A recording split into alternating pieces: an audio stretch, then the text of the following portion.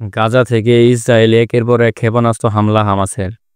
গাজা থেকে প্রায় 10টি ক্ষেপণাস্ত্র ইসরায়েলি ভূখণ্ডে আঘাত এনেছে বলে দাবি করেছে ইসরায়েলি সেনাবাহিনী।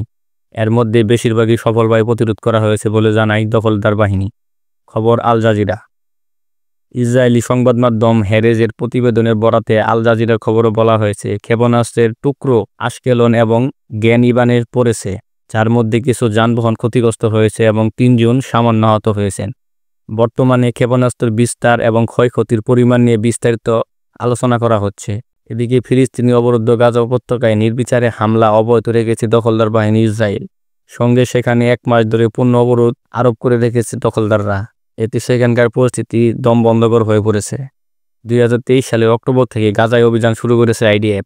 গত 1.5 বছর উপত্যকায় মোট নিহত ও আহতের সংখ্যা পৌঁছেছে 50,609 জন এবং 1,15,063 জনে।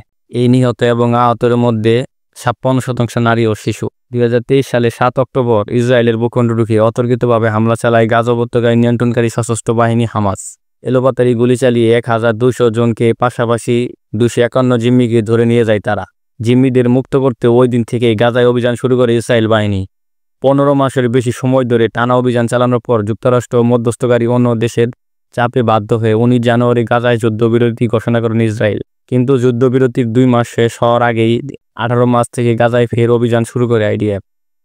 দ্বিতীয় দফার অভিযানে 15 দিনে গাজায় নিহত সংখ্যা 1,000-এরও বেশি ফিলিস্তিনি। অবরুদ্ধ গাজা উপত্যকার ইসরায়েলি গণহত্যার প্রতিবাদে বিশ্বজুড়ে সাধারণ ধর্মঘটের ডাক দিয়েছে ফিলিস্তিন ন্যাশনাল অ্যান্ড ইসলামিক ফোর্সের একটি গোষ্ঠী। সোমবার পুরো ফিলিস্তিনের পাশাপাশি বিশ্বজুড়ে ধর্মঘট পালনের আহ্বান জানিয়েছে গোষ্ঠীটি। রোববার এক বিবৃতিতে গোষ্ঠীটি বলেছে, ন্যাশনাল অ্যান্ড ইসলামিক ফোর্সের বিশ্বজুড়ে ধর্মঘট সফল করতে সবার প্রতি আহ্বান জানায়। একই সঙ্গে প্রতিরোধের কণ্ঠস্বর জোরালো ও ইসরায়েলি বাহিনীর সংঘটিত ভয়াবহ গণহত্যা ও অপরাধকে তুলে ধরার প্রয়োজনীয়তার উপর জোর দিয়েছে গোষ্ঠীটি।